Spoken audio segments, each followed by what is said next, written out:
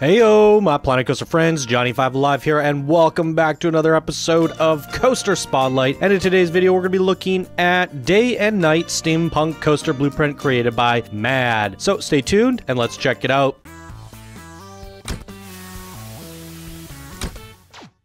Alright, this was sent in by one of our Discord legend builders, Mad, and here he says, "Hey Johnny, I've made a new coaster blueprint with a double launch day and night coaster. I tried something new and I hope you like it. Oh, and it is probably not possible to set up the pathway to the entrance and exit. The coaster layout is clipping through the coaster station twice, and because of that, you are not able to start the pathway. So please ride and test view. Of course, you are allowed to find a solution for this problem, but please after you rode the coaster. Other than that, have a nice day." Well, if you couldn't find a solution, how am I going to find a solution? This is unacceptable! Alright, let's take a closer look at this, everybody. So Matt is an absolute legend in this community. He does some pretty mad coasters, as you guys can see here. Beautiful looking coaster. It looks like it's on one track, but diverges off. What did he say? It says it's a double launch coaster, so maybe it has the no. I was gonna say pass through, but then it would do the same track. It could pass through on a different track, and then it goes up left, and then it comes back around right. Interesting. And it looks like there's only one train running on this, so yeah, it looks like he probably doubled up on the same track twice, is what seems like it's gonna happen. Now, I called it day and night. I don't know if it's gonna automatically switch the time of day for us while we're riding this. Maybe the second time around it's nighttime, the first time around it's daytime. Interesting. But he's got this crazy kind of like Dishonored style steampunk going on. I really like this. It looks super cool. Very rustic colors. We got some electricity and effects going on in there. No, it looks very fun. So, I kind of wish I read the description before I started recording, because I was fiddling with trying to get this to work for about 5 minutes. And then I gave up, and I was like, screw it, we're going in test mode today. It is what it is. Let's take a look at the coaster stats here. So, it's the torque launch coaster, I'm assuming. Sprint 500 Sprint swapped out for an invincible train. Interesting. Okay, there's a look at all the results, guys. And let's give it a go.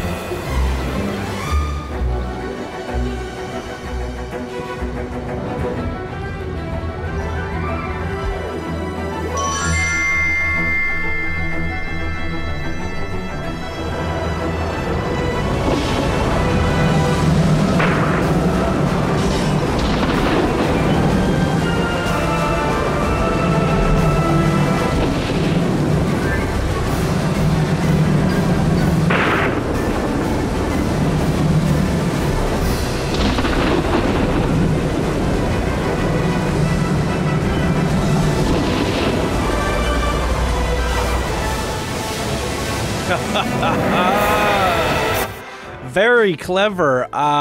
If I were to give one bit of advice I noticed right away when it goes bling daytime, I feel like that's when the day-night cycle, or the day-night cycle should have changed to day. It makes the sound effect, then you trigger it right then and there to change to day, because we're boosting out, and we came out technically at nighttime, and we saw it all rotate. And then the second time around, we come in, and then I can feel it go dark before it goes bling. I think that timing and that it gives you just that like kind of subconscious trigger. So when it makes that sound, you can feel it get brighter. When it makes that sound, you can feel it get darker. I would have triggered those cycles at the exact same time as those. That's the only thing I noticed, because it did feel slightly off, as if when we came in it was night and it was preparing for night, but it was like already night, and then we're preparing for day and it was not prepared enough. Anyways, this room is really cool looking. I kind of really liked the whole sequence here, where it was firing up, and kind of made me feel like we're in some sort of time machine or something, or I guess weather machine that changes the time of day as well as the cycle. I like this concept, because then you added the stormy night, the rain, the lightning bolts were really apparent. What could you do to push that further, I'm thinking?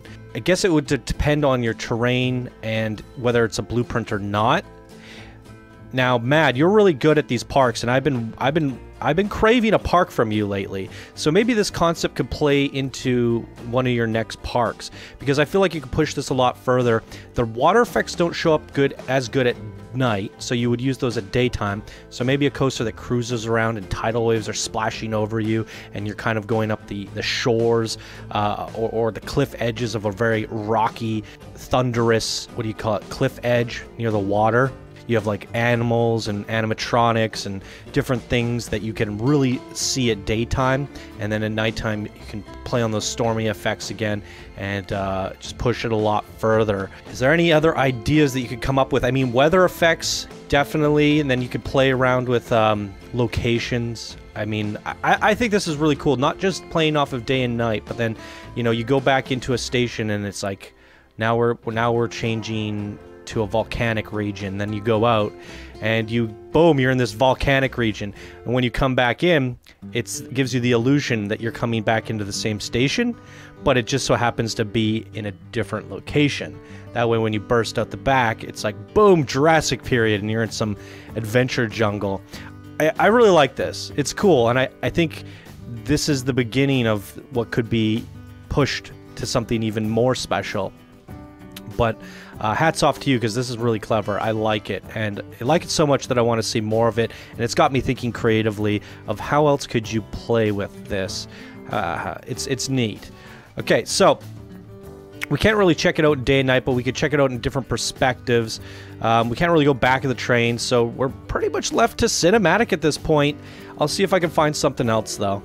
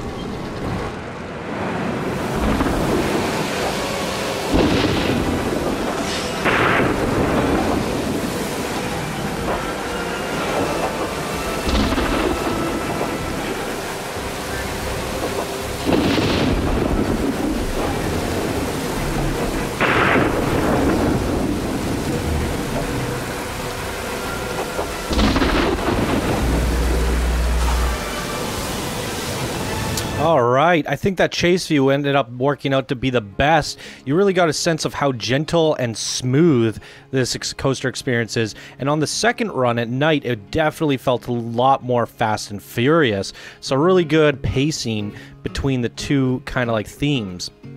Really good stuff on this one here today, Mad. I am very much looking forward to your next park. I hope you got one in the works. It's been a while. If you guys haven't seen Coaster Mountain and Coaster Island, those are two of my favorite parks, the most popular parks on the channel. They did very well, and I absolutely love Mad's like ability to compact something. You can see it all here. His footprint is nice. He's like just jammed everything in here. He could make a park this big, have 12 coasters.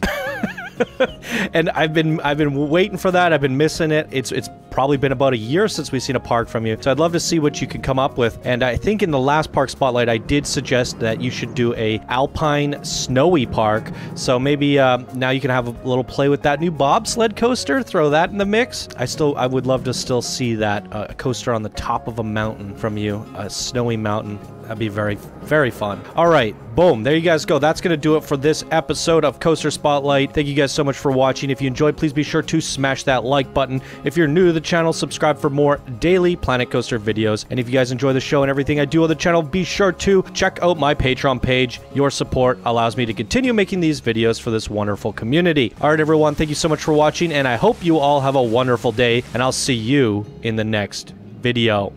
Bye now.